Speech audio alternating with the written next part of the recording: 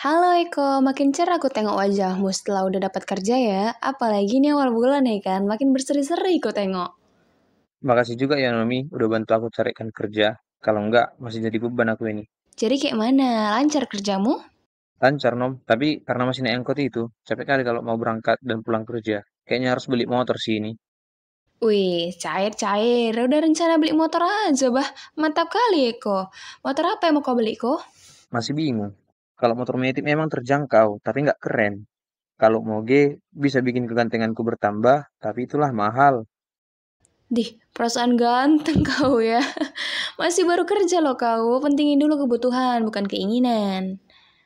Iya Nomi, benar yang kau bilang. Mungkin untuk sekarang ku sesuaikanlah dulu sama gajiku. Yang penting bisa lebih mudah akomodasiku, biar produktif aku kerja di kantor. Hah, bagus lah itu kalau udah sampai sana kau pikirkan. Tapi aku ada loh ini dibahas dalam ekonomi. Eh, serius lah Nomi. Iya kok, yang kau bilang tadi itu termasuk ke dalam aggregate demand atau AD atau permintaan agregat. Agregat kan kemarin kita bahas tentang keseluruhan suatu objek dalam perekonomian. Berarti kan nggak sesederhana memilih motor lah harusnya.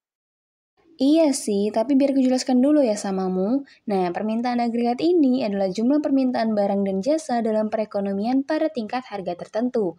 Nah, permintaan agregat ini terdiri dari permintaan pada sektor ekonomi makro, yaitu rumah tangga, bisnis, pemerintah, dan juga sektor eksternal. Oh, masih bagian dari ekonomi makro juga ya. Apa hubungannya sama memilih motor? Iya, sabar dulu. Ini aku kasih tahu samamu ya, rumusnya itu adalah AD sama dengan C plus 1 plus G plus dalam kurung X kurang M. C tambah I tambah G ditambah X dikurang M. Apa-apa aja lah itu Nomi. Nah, kalau C itu untuk konsumsi yang mewakili pengeluaran rumah tangga untuk barang dan jasa dan jumlahnya ditentukan oleh disposable income. Terus ada I untuk investasi. Investasi adalah pembelian barang dan jasa oleh bisnis dan biasanya ini berbentuk modal fisik untuk mendukung produksi. Nah, sama seperti yang kau pengen beli motor karena gajimu udah cukup itu berhubungan dengan C atau konsumsi dan berhubungan dengan I investasi karena dengan motor Eko bisa lebih produktif bekerja gitu. Oh, ke itu dia ya. Jadi G dan X dikurang M itu apa? Kalau G itu untuk pengeluaran khusus pemerintah yang bergantung ke variabel ekonomi seperti pertumbuhan ekonomi, nilai tukar mata uang, dan juga suku bunga. Dan biasanya ini nggak mempengaruhi keputusan pengeluaran sih karena dianggap sebagai variabel eksogen. Nah, kalau X kurang M itu untuk ekspor bersih atau ekspor neto, yaitu nilai ekspor dikurangi dengan nilai impor. Dan komponen ini ditentukan oleh pendapatan dan harga relatif antara ekonomi domestik dan juga dunia. Oh, tapi untuk G dan X dikurang M ini agak jarang kita rasakan ya.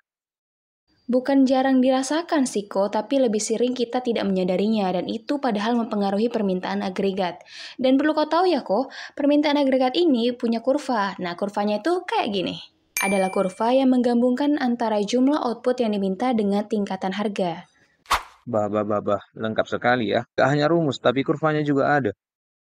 Nah, satu lagi nih kok, ada tiga faktor yang menyebabkan kurva permintaan agregat berslop negatif, yaitu yang pertama, efek kekayaan, karena kalau udah kaya, pengeluaran konsumen tidak hanya untuk kebutuhan konsumsi saja, tapi lebih beralih ke bentuk aset keuangan seperti saham, obligasi, dan juga properti, dan lain-lain.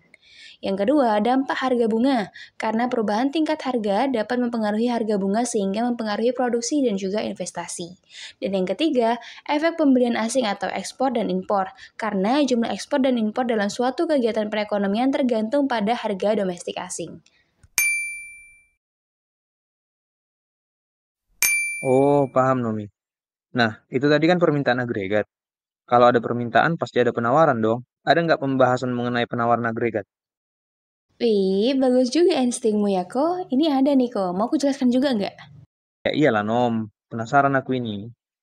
Oke, penawaran agregat atau aggregate supply merupakan penawaran barang atau jasa yang ditawarkan oleh perusahaan-perusahaan dalam kegiatan perekonomian suatu negara.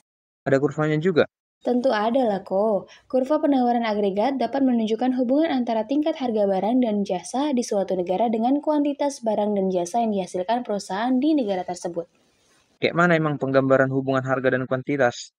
Jadi, ada dua jenis kurva penawaran agregat kok. Yang pertama, kurva penawaran agregat jangka pendek. Ini dia.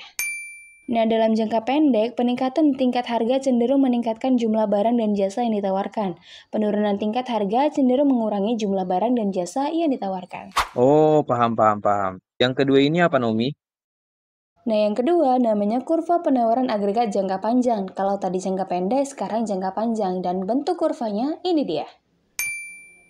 Dalam jangka panjang, produksi barang dan jasa bergantung pada pasokan atas tenaga kerja, modal, dan sumber daya alam dan teknologi yang tersedia untuk mengubah faktor-faktor produksi menjadi barang dan jasa.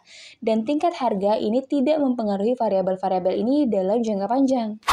Oh, ngerti, ngerti, ngerti. Makasih ilmunya ya, Nomi. Udah lebih paham aku sekarang. Nah, jadi kayak mana kok? Motor apa jadinya yang mau kau beli? Metik dulu lah. Tunggu lebih kaya lah aku biar beli moge. Biar ku bonceng kau keliling-keliling, Nomi. Aman kok, aman, aman. Naik metik pun maunya aku. Enak pun naik metik gak pegel.